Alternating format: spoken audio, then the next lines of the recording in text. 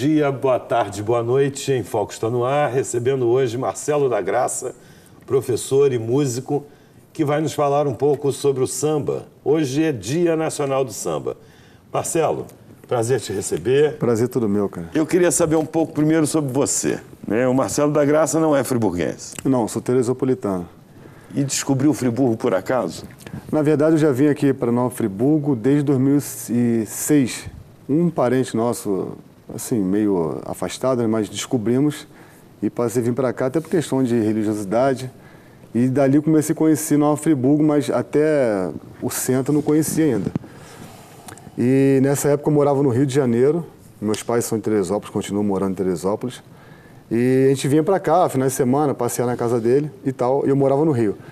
Final da Copa de 2006, lembro até hoje, foi quando eu voltei para Teresópolis e fiquei lá com um grupo de samba lá, tocando com a galera, trabalhando na empresa lá de rastreamento. E abril mais ou menos de 2009, eu botei na cabeça que viria para Friburgo para poder estudar música. Na Universidade Cândido Mendes. Isso, na Cândido Mendes, que era assim, era um passo que eu queria dar na minha vida, né? E o que você queria da música nesse momento? Estudar, somente estudar, porque na verdade, autodidata, assim, desde quando eu comecei, né, tocar. Você tocava percussão? Percussionista. E depois eu passei a tocar instrumento de harmonia, tive uma aula durante uns 4, 5 meses com um professor de violão. O curso lá na Casa de Cultura em Teresópolis, ele é anual. Eu entrei na turma em setembro. E como já tinha bastante coisa adiantada, que eu tocava, né? Consegui me formar com a turma. E foi somente isso que eu estudei minha vida toda de música. Foram 3 meses de violão. Isso foi em 2007, então eu já tinha 10 anos tocando. Então nunca tinha estudado. Aí parei, em 2007, final, eu acabei o curso de violão, que foram só 3 meses, nem considero um curso, né? Mas foi, enfim. E quando chegou nessa época, eu falei, pô, vou dar um tempo de tocar, vou parar um pouco o que eu estou fazendo e vou buscar um novo passo, né? Eu tinha até trancado minha faculdade de ciência da computação, que não tinha nada a ver comigo, né? É. Então, falei, agora eu vou procurar Friburgo. Só que eu vim para cá... Não tinha nada a ver, né? Porque hoje tem os recursos tecnológicos a favor da música. Exatamente. Existem programas, com certeza. Enfim, tem tudo que ajuda. Mas era para programação, então, assim, como programador de informática, acho que não tinha muito a ver comigo, não. Muito e aí cálculo. você veio fazer uma faculdade de música esperando só ganhar conhecimento e virou professor? Sim, eu vim para esse curso achando que seria um bacharel em música. Ah, vou estudar teoria, vou ficar sabendo de tudo, que eu nunca estudei e tal, vou, sei lá, dar um passo muito grande. Só que quando eu entrei no curso, que eu pude perceber que era licenciatura. Eu iria virar um professor de música, sendo que, assim, para mim foi meio que chocante, porque eu nunca tinha estudado música. Como é que eu vou me tornar um professor de música? E ser professor não tinha nada a ver com a minha... Sei lá, de tudo que eu havia trabalhado até nesse momento, eu não imaginava. Na verdade, você nunca professor. Tinha se imaginado nessa posição. Sim, como professor, né? Já tinha trabalhado como supervisor, até como encarregado e como gerenciar pessoas, de ensinar como se trabalhar, sabe? Então, assim, alguma coisa de professor já havia passado, mas não como ensinar, de fato, ainda mais música, né? Mas eu acho que o academicismo, ele vem, né? A gente não vai em busca dele, né? Exatamente. Ele acontece na vida da gente. Impressionante. Talvez isso diferencie de forma tão emblemática quem é professor e quem virou professor. Sim. Né? Quem é professor encontra esse academicismo em algum momento na vida. Em algum momento chega, né? Incorpora aquele... Não, com certeza. Esse momento. E você está fazendo uma pós-graduação? Tô somente terminando que é a parte mais fácil, que é a monografia. A parte mais tensa, né? Então, assim, estou nos finais já, só terminando, acho que talvez o último capítulo. E a sua pós é em? Educação musical e ensino de arte. Então é meio complementar. A parte de música da pós veio complementar algumas coisas. E a de arte é interessante, que até pelo que eu venho trabalhando agora... É isso que eu ia te perguntar. Você faz um trabalho na LBV. Sim. Legião da Boa Vontade. Isso, exatamente. Né? Que tem um trabalho social numa escola. É um centro comunitário. Até as pessoas confundem um pouco com colégio. Por mais que seja contraturno, mas não é um colégio de fato, né? Ali a gente trabalha mais com... Fica em Olaria. Isso, aqui em Olaria, pertinho. A gente trabalha com contraturno e com atividades diferentes do que se trabalha em colégio. Até lá a gente não pode chamar de... Os termos são diferentes. Não é sala de aula, é sala de atividade. Não é aluno, é usuário, a criança em si, né? Então a gente procura diferenciar do que o colégio, porque o colégio virou uma coisa maçante hoje em dia.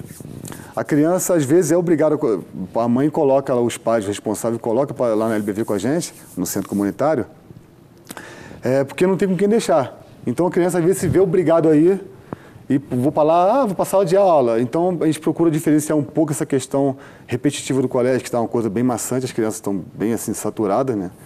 As coisas não mudam no colégio.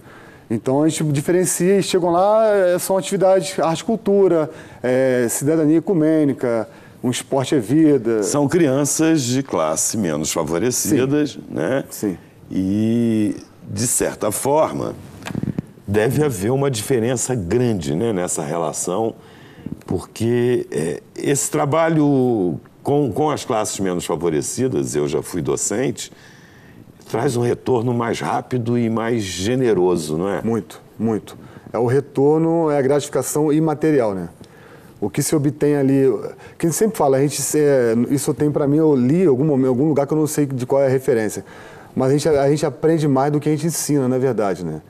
E esse retorno que obtém ali com as crianças menos favorecidas é impressionante. É um retorno que tem que eu não conseguiria no colégio. Penso, eu até trabalhei em colégio 3 anos, como monitor de mais educação, com flauta, percussão, violão e musicalização, né? Então, tive essa experiência em colégio público, em 3 colégios diferentes, até em área rural e área urbana. E quando fui para a LBV, é muito diferente, e é um retorno imaterial, como eu falei, não é o retorno financeiro. Eu acho até que, fazendo um contraponto ao que você disse, até existam alunos, né, em outras escolas, sejam elas particulares ou públicas, que possuem a capacidade do maravilhamento das conquistas artísticas, né? Sim. Porque quando a gente fala desse maravilhamento, desse retorno imaterial, é exatamente um aluno que conquista 2, 3 notas numa flauta doce. Se vê isso. E que se deslumbram e o mundo... E abre, né? Aí o mundo se abre, né? O mundo passa a ter tanta cor que não cabe nos olhos, né? Exatamente. É essa sensação, mais ou menos. Eu acredito que existam nas outras escolas também possibilidades desse maravilhamento. Sim. Eu só não acredito, e a gente conversava sobre a dificuldade do magistério hoje, eu não acredito no pai e na mãe dessa criança. Né? Que eu acho que a grande dificuldade hoje da escola não são os alunos, né? São as ansiedades, as buscas, né? E as expectativas dessa família que não compartilha. Né? Sim. E a gente vê também muito assim, da questão da família, não somente questão de educação, mas a família, eu não sei, a gente vive num momento que isso é totalmente perceptível, a mudança social que a gente vive, a mudança de família e tudo. E a família, a gente vê muito isso tanto em colégio quanto lá na LBV. A família delega muita coisa para o educador, para o professor, no caso do colégio. Delega muita coisa, desde a questão da educação, desde a questão que ele tem que fazer o dever de casa contigo. A família não para sentar, como na minha época eu era criança. A minha mãe tinha o maior prazer de chegar, qual foi o dever de casa hoje? Sentava, é claro, tinha mais tempo, a mãe não trabalhava, era muito diferente isso. Mas a mãe, ou o responsável, achava um tempinho para poder fazer aquilo com o filho. Isso falta muito.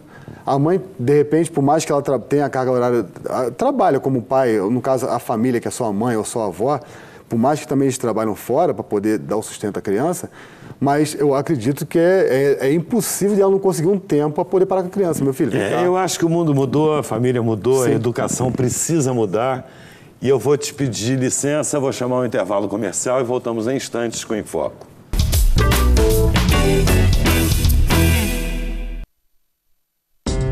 Há 50 anos, a Predial Primos aposta no mercado imobiliário para que nossos filhos possam brincar com segurança e tranquilidade. No lar, doce lar. Predial Primos, administração de imóveis, condomínios e bens.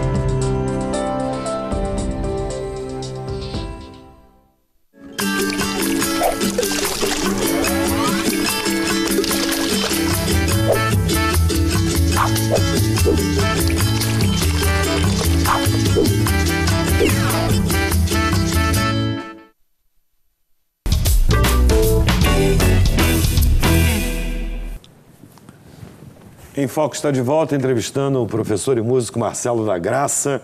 Hoje, 2 de dezembro, é o Dia Nacional do Samba.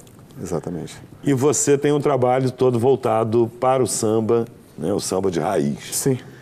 Eu queria... Vamos fazer um passeio pelas últimas décadas, né? Nos anos 70, um friburguense, Benito de Paula, criou o samba-joia, né? Introduzindo o piano, Sim. né? No samba. Nos anos 80, nós tivemos aí o pagode, e começando lá em São Paulo, um samba diferenciado, né? Um ritmo esquisito, condenado pelos amantes do samba de raiz. Até hoje. Até hoje. Nos anos 90, vem um axé com uma pegada de samba, né? Onde você, além de fazer aquela dança toda da Sheila Mello, você ainda tinha a Carla Pérez, você ainda tinha uma pegadinha de samba. E em 2003, Ney Matogrosso empresta a voz dele para regravar a obra de Cartola. E esse movimento que até então parecia muito tímido de resgate permanente do samba de raiz, vem com força total. E hoje a gente vê aí grupos jovens envolvidos com samba de raiz. Sim. Até um grupo que, assim, eu sou muito fã, somente pessoas, até de uma classe social, acho que além, assim, classe social alta, e são todos brancos, a curiosidade, que é o Casuarina, que é um grupo, assim, maravilhoso de samba, e eles só cantam só samba de raiz. Até eles fizeram um tributo, não sei se foi ao Roberto Silva, Ciro Monteiro, não sei, algum desses sambistas muito antigos, eles fizeram um tributo, assim, eu achei maravilhoso aquilo. E eles já têm, por mais que eles possuem a carreira deles, possuem as músicas autorais, né? Mas eles sempre estão cantando, regravando, sempre no disco deles, sempre tem um samba novo. E o samba de raiz está na moda de novo, porque o Simas acabou de ganhar junto com o Ney Lopes, a gente falava isso hoje cedo, acabaram de ganhar o prêmio Jabuti, de melhor livro de não ficção num livro sobre samba. Que bom, né? Que bom. O que se vê muito de samba é muita biografia. Nem muita, tem alguns cantores que se conhece a biografia deles, que é o último, a princípio seria o único livro que existe de sambista. Mas tem, no caso, o Ney Lopes e o Martim da Vila, que até nós estávamos conversando, que, pelo menos do que eu conheço, são acho que os únicos sambistas que escrevem, né? Escrevem até muito bem. São bons autores. Tem esse interesse. Inclusive o Cartola, eu lendo a biografia do Cartola, eu não sabia disso. Ele tinha interesse em fazer um livro de poesias, de poemas, cara. Tem 2 biografias do Cartola. Tem uma que é antiga, que eu não vou lembrar o nome. A biografia mais recente é Cartola e o Tempos Idos, se eu não me engano. Esse tem o apêndice lá no anexo do livro, tem bastante poesia dele. E a Beth Carvalho, na época, ficava perguntando: pô, você vai lançar essas maravilhas que você faz? Um dia que tiver um tempo, eu vou fazer um livro só de poesia. O samba tem as suas antipatias, né? O samba começa com um machixe, né, pelo telefone. Que virou uma briga até com o Ismael Silva, né, aquela turma do Estácio, que na verdade o paradigma do Estácio é a partir deles que o samba se tornou samba como a gente conhece. Que quando lançaram pelo telefone, que é o primeiro samba gravado, foi até em 1916, que esse ano é o centenário dessa gravação, né? Se não me engano, foi 28 de novembro que lançou essa gravação, que aquilo era machixe. Você para ouvir, é machixe puro. Você pega machices anterior a essa gravação e escuta pelo telefone, é um machixe. E depois que o Ismael Silva lançou, criaram o paradigma do Estácio, né? Até a primeira escola de samba daquela região, quando eles gravaram aquela coisa meio que marcha, para as pessoas poderem desfilar, foi que se criou o samba como a gente conhece como até hoje, né? Sim, com outro andamento, com as síncopas. Exatamente. E Tia Ciata tem uma importância emblemática, né? Era uma babalorixá, casada com um chefe de polícia, o que permitia as reuniões de negros, que eram proibidas por lei, né? No quintal da casa dela, e de onde surge 11, né? Todo esse movimento na Praça 11. Né? Tô errado? Chamaram de Pequena África, né? Ali que se reuniam os escravos. Inclusive, na Pequena África tem uma curiosidade, que ali também tinha um... São os pós-escravos. Sim, né? Tinha um subbairro ali que também eram de judeus, que eles se engalfiavam ali, assim, eles curtiam o samba junto com os negros, que eram os ex-escravos que ficavam na Pequena África, na Praça 11, que dali eles foram sendo jogados, infelizmente, essa palavra é até feia, para os morros, né? Mas eles desciam e ficavam ali curtindo esse movimento. E tem um registro histórico muito interessante, que em 1915 vem para Friburgo para dirigir a fábrica Ipu, o setor da fábrica Ipu, o pai de um dos maiores compositores de samba do Brasil, que é o pai do Almirante. Sim. Né? E o Almirante, em suas memórias, né, ele conta que na McNiven tinha um espaço, um chalé, né, que era o da Juventude, como é que era o nome daquele clube? Ih, rapaz, eu já até li. O Grito da Juventude? Acho que sim. Acho que era o Grito da Juventude. Na McNiven tinha um chalé onde ele viu pela primeira vez as reuniões de negros na década de 20, em Friburgo, e os primeiros sambistas que surgiam exatamente ali, muito próximo, né, da fábrica e tudo, né? O Almirante, ele foi pandeirista do Bando de Tangarás, que era o grupo de Noel Rosa, né? Isso. Eles se apresentaram ali, hoje a Estação Livre, que era a antiga rodoviária de integração, ali era como se fosse uma casa de evento, um teatro, não lembro. Ali foi o primeiro teatro... Eles foram contratados para tocar ali, o Bando de Tangarás, só que eles tiveram um imprevisto na Serra, que a Serra devia ser um troço absurdo. Ali foi o primeiro teatro leal, né? Isso, exatamente. Foi na praça. Na vinda para cá, eles tiveram um atraso e não conseguiram se apresentar. Aí o pessoal ficou muito revoltado. No dia seguinte, ou 2 dias depois, se não me falha a memória, eles se apresentaram no Clube do Xadrez, o Bando de Tangarás, que tinha Noel Rosa, o Almirante. Isso foi uma curiosidade, quando eu lendo a biografia do Noel Rosa, que é escrita pelo Almirante, tem essa passagem de Friburgo, porque o pai dele, como você falou, foi gerente, né? Foi diretor. Diretor da IPU.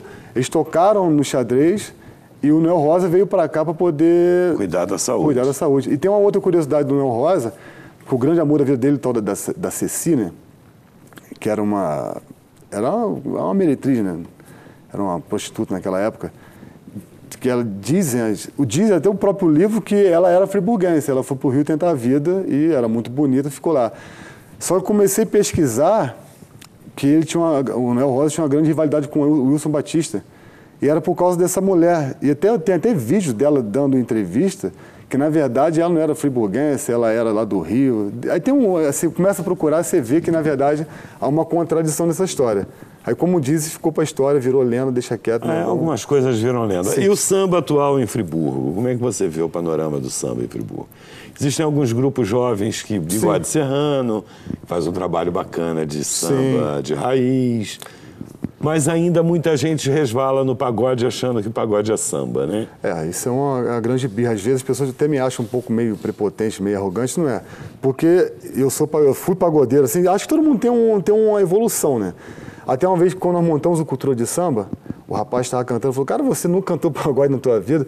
Eu falei, vou te contar uma curiosidade que nem era para te contar. Eu falei, uma vez indo a Petrópolis para poder com minha família viajar, eu levei o instrumento no carro, o cara, toca Iaiá, a música do Zeca Pagodinho, né? Quando eu contar Iaiá, eu canto. Eu falei, cara, xinguei o cara dentro do barco, eu queria cantar só pagode. Aí o cara, não acredito, você que é só sambista. Eu falei, todo mundo vai tendo uma evolução e chega a evolução que você começa a gostar de samba. Pelo menos para mim foi assim, com outros tantos que eu conheço também tem isso. Só que a gente conhece pessoas de mais idade, assim, da minha idade, que tem até um pouco mais velho, que curtem o pagode, nada contra. Só que é uma diferença muito grande, né, do samba, do pagode. E o pagode, engraçado, o pagode começou esse termo a ser muito popularizado, como você falou, na década de 80, no Rio com o pessoal do Fundo de Quintal. O Fundo de Quintal, assim, de grupo novo de samba. Mas o movimento nasce em São Paulo, sim, né? Mas assim, a reunião de rapaziada tocando ali, que assim, vamos fazer um pagode, vamos tocar na mesa, era essa questão do pagode, né? Você pega disco da década... Pagode seria a reunião de músicos... A reunião de sambistas. Seria um novo nome para a roda de samba. Sim, exatamente. Você pega discos, LPs da década de 80, quase tudo é pagode. Por exemplo, o primeiro disco do Fundo de Quintal, que lançou em 81... Fundo de Quintal, isso é pagode pra valer, né? Tipo assim. Sim. Então, ali era o pagode. Na verdade, é um samba puro. Mas hoje é Dia Nacional do Samba, então vamos deixar o pagode, deixa o pagode pra lá. Vamos pro samba. Eu vou chamar o intervalo comercial e nós voltamos em instantes.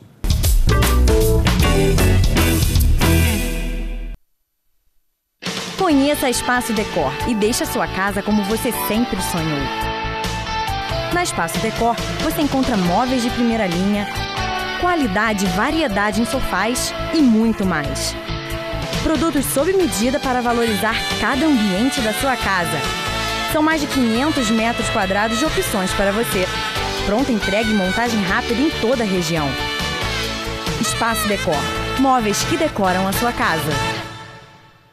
Para baixar o aplicativo da TV Zoom, entre na Google Play se o seu dispositivo for Android ou na App Store se você estiver usando o iOS. No campo de busca, digite TV Zoom e ache o nosso ícone. Clique no botão para baixar e aguarde a instalação. Pronto! O seu aplicativo TV Zoom já está pronto para você usar. Abra o aplicativo e veja o ícone ao vivo. Clicando nele, você assiste a nossa programação em tempo real em qualquer lugar, 24 horas por dia. No ícone Vídeos, você assiste matérias do Zoom TV Jornal e programas exibidos durante a semana. Em Notícias, você confere informações sobre o mundo, Brasil e Nova Friburgo. E no botão Envie, você pode nos enviar fotos e vídeos diretamente do seu celular ou tablet. Baixe agora e descubra muito mais opções no seu aplicativo TV Zoom.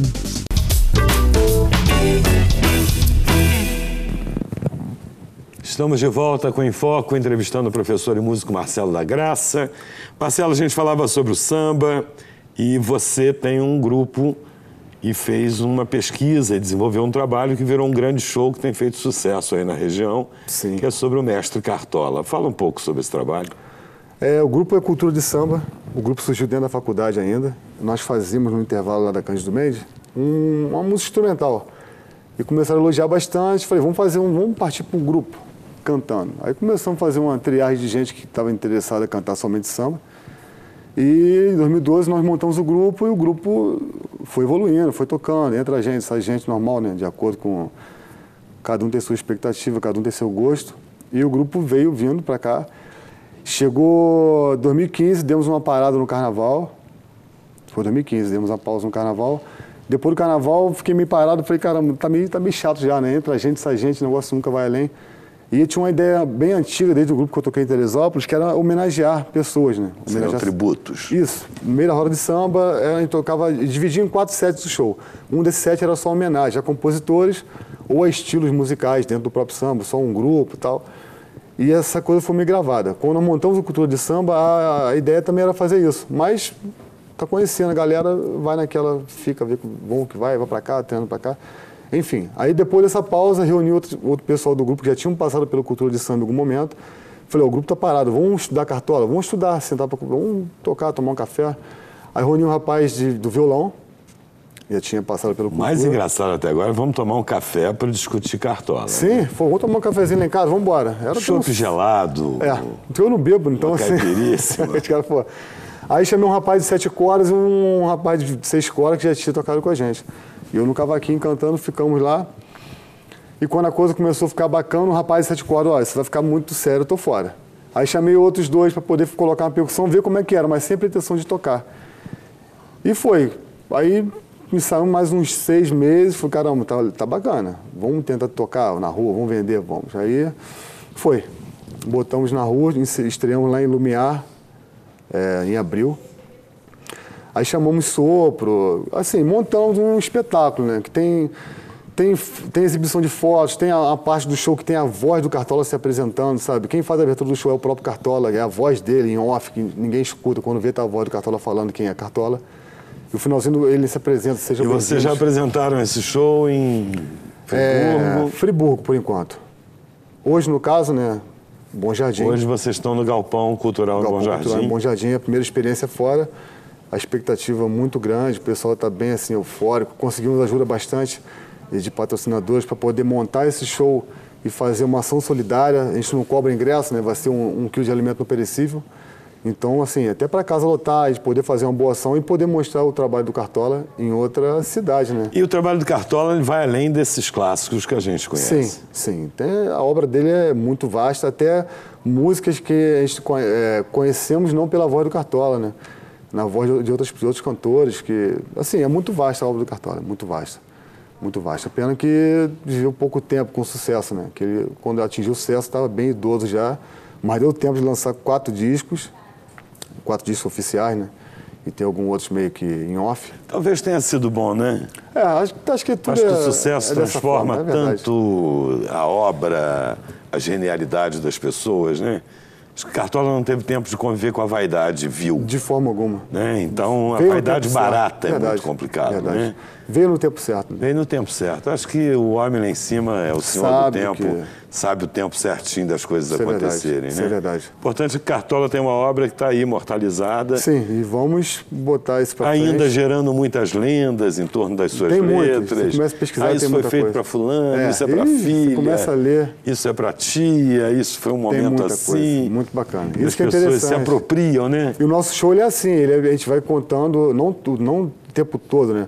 Mas nas interrupções de cada música a gente comenta, faz um comentário, conta a curiosidade, o porquê daquela música. A gente procura complementar o show não somente com música, né? Também a gente vai dando as curiosidades que aguça. As pessoas têm adolescentes. A namorada do meu sobrinho tem 18 anos, foi ao show, ficou emocionada, cara. E assim, tá ouvindo Cartola direto, tá lendo sobre o cara. Mas a boa música não tem tempo, não nem tem, lugar, é atemporal, nem tribo, né? Ela é atemporal. É Dia Nacional do Samba, eu não podia te receber aqui sem que você desse uma palhinha, né? E cantasse alguma coisa, especialmente do Cartola. Vamos lá. E aí a gente vai fechando, eu vou fazer a minha despedida e o público fica com Marcelo da Graça. Em Foco fica por aqui, estaremos juntos na próxima semana. Vamos lá, vou cantar aqui Corre Olha o Céu, que é do Cartola, do Dalmo Castelo. É um dos clássicos dele, né? Vamos lá.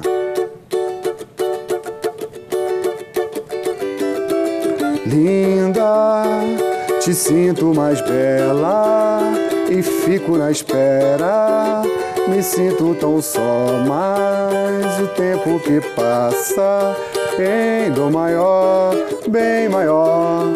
Linda, no que se apresenta, o triste se ausenta, fez-se a alegria. Corra e olha o céu, que o sol vem trazer bom dia. Ah, corra e olha o céu, que o sol vem trazer bom dia. Linda, te sinto mais bela e fico na espera.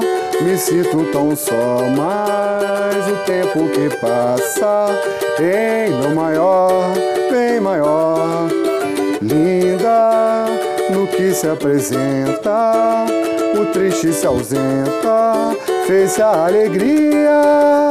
Corra e olha o céu, que o sol vem trazer bom dia. Ah, corra e olha o céu, que o sol vem trazer bom dia.